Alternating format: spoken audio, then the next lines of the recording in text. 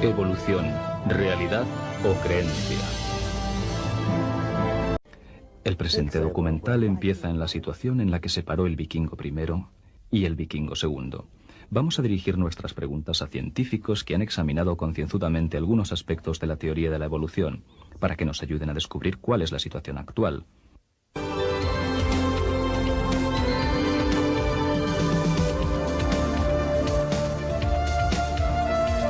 Mucha gente imagina que los fósiles de animales constituyen la prueba de que se ha producido una evolución en tiempos pasados. Para determinar si esto sucedió ciertamente, vamos a preguntar a la ciencia que trata de los fósiles, es decir, la paleontología. El profesor Roberto Fondi es especialista en paleontología e imparte clases en el Departamento de Ciencias de la Tierra en la Universidad de Siena, en Italia. Entre sus numerosas actividades, hay una que le hace ser consejero científico en la reconstrucción de animales prehistóricos. Tal vez ustedes se extrañen de oír que la hipótesis fundamental en la que se apoyaba el pensamiento evolucionista no está confirmada por la paleontología. ¿De qué trata esta hipótesis? En primer lugar, que las células vivas puedan proceder por generación espontánea de materia no viviente. Esto significaría que, como consecuencia de un encadenamiento de reacciones químicas en el seno de un hipotético magma primitivo, habría aparecido una célula viva. A continuación, que estas células se habrían reunido en grupos de colonias después de un largo periodo de tiempo para formar estructuras celulares complejas. Se supone que estas estructuras se han transformado igualmente con el paso del tiempo en animales y finalmente en hombres. Según esta hipótesis, los antepasados de todas las criaturas vivas, incluido el hombre, descenderían de una sola célula. Se representa esta generación bajo la forma de un gigantesco árbol genealógico con innumerables ramas que salen del mismo tronco, cuyas raíces nacen de la materia inanimada. ¿Y la paleontología no confirma esta hipótesis? En absoluto. Todos los grupos biológicos, desde las bacterias y las algas hasta el hombre, aparecen de repente en el registro de los fósiles sin vínculo que les una. Entonces, ¿por qué tanta gente cree que los fósiles serían una prueba de la evolución? A los niños se les enseña y a los adultos se les presenta la evolución como un hecho probado y demostrado desde hace tanto tiempo que no vale la pena, o sería ridículo, discutir todavía sobre ella. En mis dos libros, Después de Darwin y La Revolución Organicista, doy los nombres de especialistas bien conocidos, tales como George Gaylord Simpson y Stephen Jay Gould, de la Universidad de Harvard, que creen ciertamente que la evolución es un hecho indudable. Existen igualmente otros científicos, conocidos también, que creen en la evolución, admitiendo no obstante que se carece de pruebas, como por ejemplo Émile Guillemot de la Universidad de Ginebra y G.A. Kirkuk de la Universidad de Southampton. ¿Dónde está la verdad entonces? Bien, existe un libro que cuenta la historia del pasado, las rocas y los restos fosilizados que se encuentran en ellas. A los paleontólogos les toca descifrar ese libro y darnos la respuesta. ¿Qué lee usted en ese libro, profesor? Está claro que después de 2 siglos de profundas investigaciones, no solamente es rara la prueba paleontológica en la que tendría que apoyarse la teoría de la evolución, sino que además inspira muy poca confianza. Porque finalmente, si la evolución hubiera tenido lugar, tendría que encontrarse pruebas abundantes y dignas de crédito. Los museos estarían a rebosar de fósiles representantes de las transiciones entre los diferentes grupos biológicos. Pero la realidad no es esa. Y además, no hay ningún motivo para pensar que esta situación de ausencia de pruebas vaya a cambiar en lo sucesivo. Los pocos fósiles que pretenden mostrar una especie de cadena evolucionista, como los anfibios Itiostega y Simuria, y el reptil Probenioinatus, el pájaro Archaeopteris y el mono australopiteco llamado Homo habilis, están muy lejos de ser concluyentes. ¿Y la pretendida evolución del hombre? La idea de una evolución gradual del hombre a partir de criaturas como los monos australopitecos no tiene ningún fundamento y tiene que ser rechazada absolutamente. El hombre no es el eslabón más reciente de la larga cadena de la evolución. El hombre representa un tipo de criatura que ha existido sin ningún cambio sustancial desde su primera aparición. La justificación de mi afirmación se encuentra explicada claramente en mis libros. Entonces, ¿cuál es su conclusión, profesor? Simplemente esta. Sería posible hacer mucho más progresos en biología y en otras disciplinas si se hiciera un esfuerzo por abandonar el callejón sin salida del mito evolucionista para volver a los métodos fecundos de la morfología de Aristóteles, de Linneo, de Cuvier, etc. Linneano, Cuvieriano e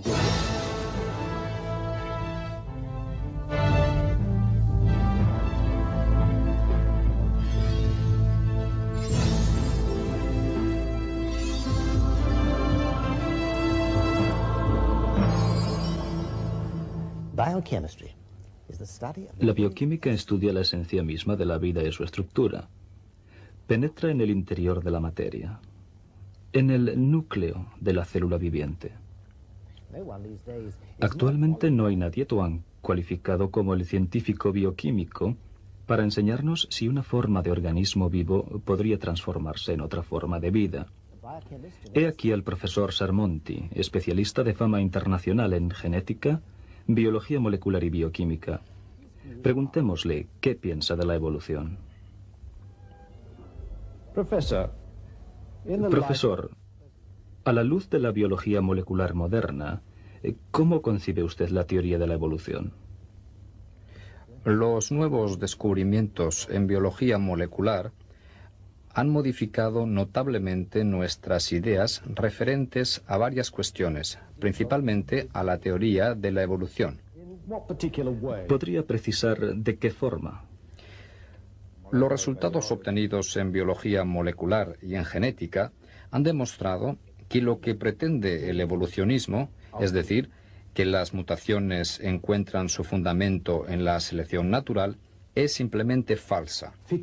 Lo único que hace la selección natural es eliminar las novedades derivadas de las mutaciones. La selección natural produce un efecto estabilizador en la vida. Natural selection has a stabilizing effect on life. No obstante, los fósiles muestran que los animales y las plantas eran diferentes en tiempos pasados, por lo tanto han tenido que cambiar. No es verdad. Es un error creer que si en otros tiempos los seres vivos eran diferentes a los de hoy, estos últimos serían una derivación de los que han desaparecido.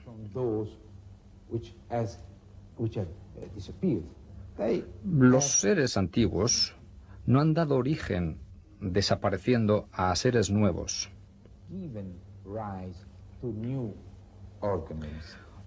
Todos los especialistas en biología están de acuerdo en este punto.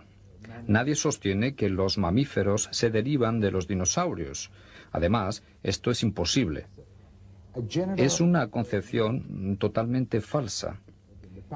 El hecho de observar la existencia en el pasado de seres vivos diferentes no significa de ninguna forma que nosotros descendamos de ellos.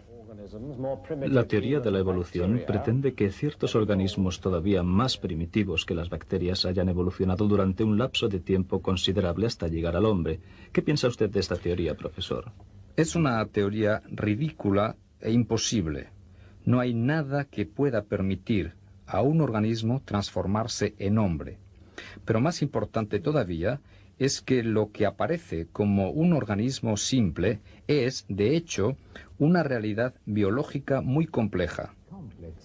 Incluso las bacterias poseen una estructura genética y bioquímica tan compleja que no pueden proceder de formas simples.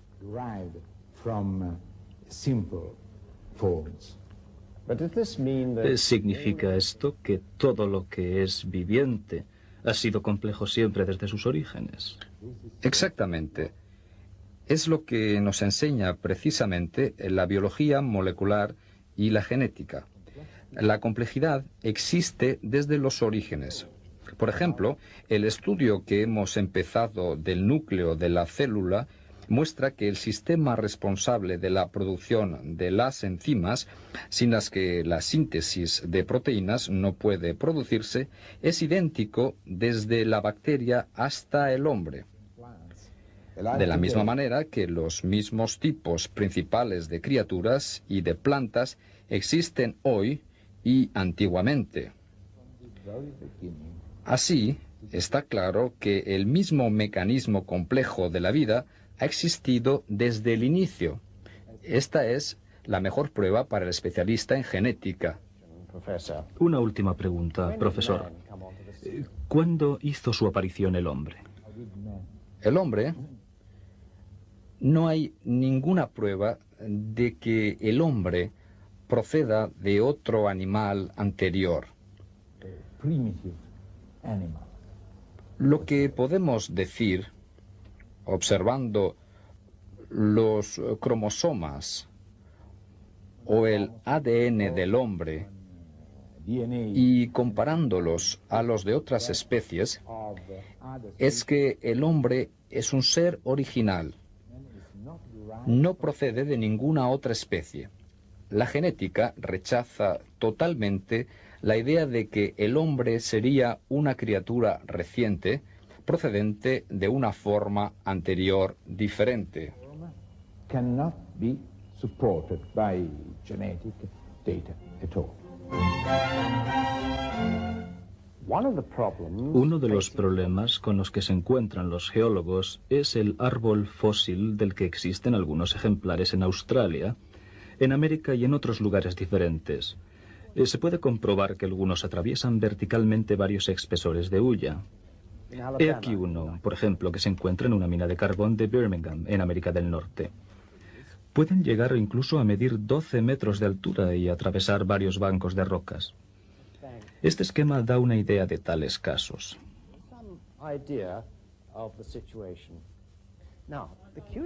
Lo verdaderamente curioso es que dicen que uno solo de estos bancos habría podido tardar millones de años en formarse.